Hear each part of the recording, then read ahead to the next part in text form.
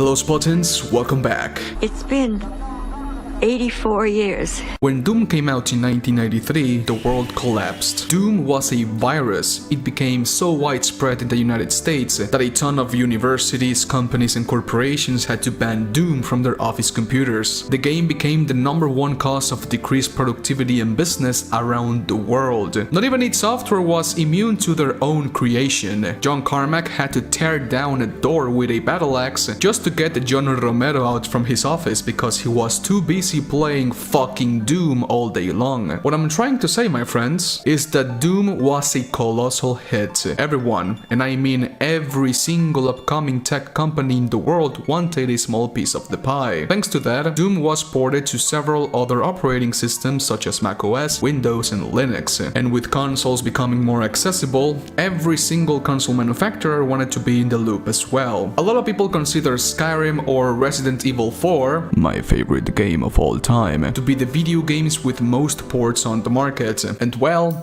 they are all wrong. Doom is single-handedly the most ported game in the history of ever, with a staggering 19 officially licensed ports made for computers and consoles, with each one of them offering something unique to differentiate them from the bunch. Some ports are considered to be even better than the original game, and some, well, not so much.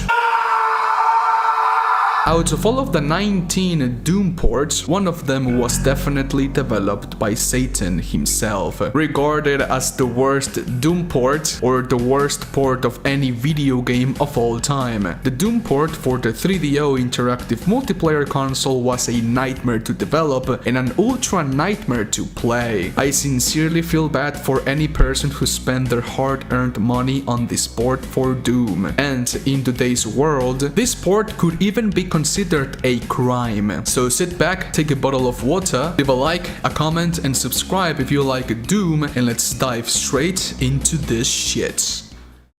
Code Midnight Gamer Subs use now. The 3DO interactive multiplayer, also referred as the 3DO, is a home video game console conceived and released by founder Trip Hawkins all the way back in October of 1993. At the time, the 3DO was regarded as the most advanced video game machine of all time, with Hawkins revealing that their sale projections estimated over 1 million units sold by 1995. Yet, a number of really bad decisions, such as giving the hardware license to multiple tech manufacturers, a staggering $600 price tag, and just one game available by launch, that being Crash and Burn, led to the system being discontinued by the end of 1996, around the time I was born into this world. In late 1993, a guy named Randy Scott was able to convince some of his friends from church to give him a couple $100,000 to create his own video game company,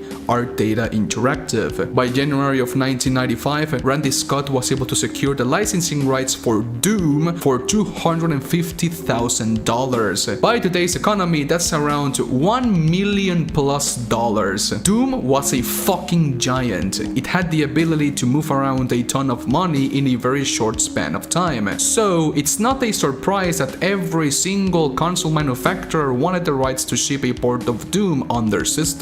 So the deal was set. Art Data Interactive was aiming to release a 3DO port for Doom on Christmas of 1995. Yet nobody knew about the shitstorm that was underway. Before development even began on the port, Randy Scott had already made several statements about the game to countless gaming publications, promising things such as a new, never-seen-before 4th episode that contained 9 hell levels, new mechanics, new weapons, new demons, and even new cutscenes exclusive to the 3DO system. By April 1995, Randy Scott had backed down on the inclusion of these cutscenes because they were so bloody and so gory that we couldn't use it, and that it was a little too real, very graphic. However, it was later revealed that all the footage they had shot was deemed unusable due to the incorrect use of the green screen they had in the office. Randy was so oblivious to game development that he thought that the green screen cutscenes could just be dropped in and they will magically compose it on a cohesive manner on the the game, which is fucking stupid. In June 1995, 6 months away from the original deadline, Art Data approached Rebecca Heinemann from Logicware to complete the port for Doom. Randy Scott had assured Rebecca that the game was 90% complete and that she was brought into development to work on some bugs and polish the game for shipping, and accepted the contract on those terms. After that was done, on August of 1995, Randy Scott told Rebecca to start working on the game immediately. Yet, Rebecca, with no tools to start working on the port, asked for the source code to have something to start working on the game. After that, Randy Scott sent Rebecca a floppy disk with a copy of Doom and said,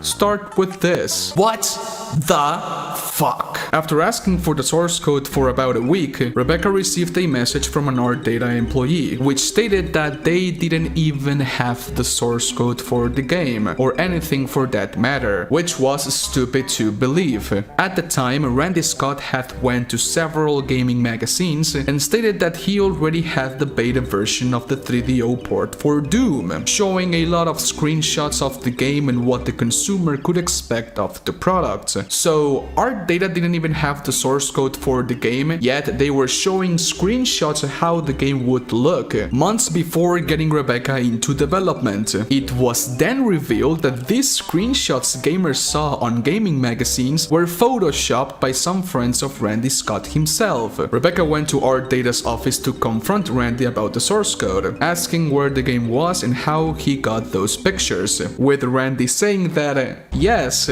we have the game, here it is," and proceeds to show Rebecca those same screenshots from the magazine, stating that, "Yes, we have the game, it's here, the game is this screenshots right here, man." No mames. Randy Scott, a man who asked his church friends for a couple $100,000 to start his own gaming development company, didn't know anything at all on how games were developed in the first place. He thought that games were just a stream of JPEGs that you could insert into a computer system and it would do all the rendering, processing, and work marvelously. Rebecca went back to her office and got onto a phone call with 3DO, stating that the project was dead. One of 3DO's employees, which was a friend of Rebecca, begged and pleaded to her to try and make it work. All because 3DO, a console that was having a hard time just to stay alive, was receiving a ton of positive press because they were gonna have an improved version of Doom. A week earlier, Rebecca had asked John Carmack for the source code of Doom and received a package the following day with the source code of the game and an archive of the source code for the Jaguar version of Doom. Only because Carmack had sent Rebecca that package with the source code of the Jaguar version of Doom, she accepted, but stated that all she could promise was a port that was based on the Jaguar version of Doom, which was a console port, because that version of Doom was already reduced in size and was made to fit on 1 megabyte of memory, whereas a 3DO had 2 megabytes of memory, so it was pretty simple, right? Because of this, Rebecca had bypassed a ton of development time because now she wouldn't have to create all the art and assets from scratch. By the middle of August, she had a version of Doom already running on a Mac. Yet, she realized the Jaguar version of Doom had a custom sound driver, and there was no way in hell that she could create one from scratch in time for release. Luckily, Randy Scott was a guitarist and had a little band with his friends. Rebecca asked Scott if they could create their own cover of the original soundtrack, and that's what they did. Out of all of the shit the Doom port for the 3DO offered, the only saving grace was its soundtrack, which is considered to be one of the best versions of the soundtrack for Doom ever released. Rebecca worked her butt off to ship this port in time. She had begun development on the port in August and had to ship it to the 3DO company by the end of October, meaning that she only had 10 weeks to get this port done. ton. In game development, that's like competing on a marathon going at full speed the whole time. It just isn't gonna work. It's basically impossible. Thanks to the extremely short development cycle, the game has a ton of technical problems. This port for Doom averages around 10 to 15 frames per second. What? Thanks to that, the demons had to be rebalanced to fit the low frame rates, resulting in the demons being way less aggressive. The menu and UI look nothing like what Doom should look like. Also, it doesn't even run on full screen. The game gives you the option to lower the screen resolution to get a higher frame rate, but nobody wants to play fucking Doom like this. It also doesn't feature iconic demons like the Spider Mastermind and the Cyber Demon, meaning that this port for Doom doesn't even include boss fights. Also, the port doesn't feature the whole soundtrack. Sure, our data managed to do a fantastic job on the OST, yet they didn't even do the whole soundtrack of the original game, meaning that a lot of levels feature the same songs. In other words, It was a technical disaster. 3DO themselves didn't even believe Rebecca would be able to even get the game working on their hardware. But well, Rebecca is a fucking wizard. I extremely recommend this video from her where she details the absolute shit show she had to deal with to complete this project, such as when the port was finally done and shipped to 3DO, Rebecca received a phone call from Randy Scott asking Rebecca where the hell were the new weapons, demons and new levels that she, in quotes, promised. What the fuck? Randy was so out of his fucking mind that he was recording that phone call in the hopes that he could use something from that phone call to sue Rebecca, which is stupid. Before even having the game being worked on, you go to several gaming magazines, spew thousands of lies on how this game was already 90% done, promising a ton of new mechanics, hyping your company and the product to insane levels, all because you thought games were just pictures put together. This is a fine example of how businessmen should stay the hell away from video game development. If they want to invest on a developer and give them the resources to create something,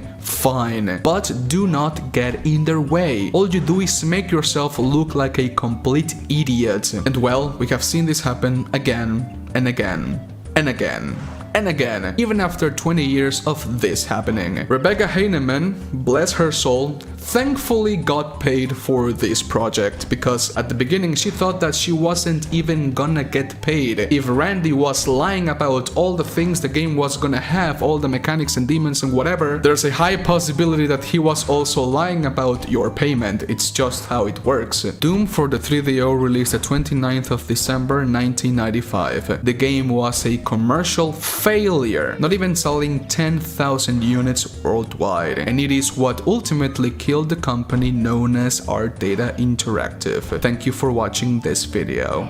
And so, okay my friends, please let me know what you think about this video. Leave a like if you did and a dislike if you disliked it. It is completely fine. Have you played the 3DO version of Doom? If you have, please let me know your experience down below in the comment section. I want to know it. Be sure to use code Midnight on Gamersubs, join the Patreon, support the channel with likes, comments and whatever. And well my friends, have an awesome weekend, stay safe, adios, bye.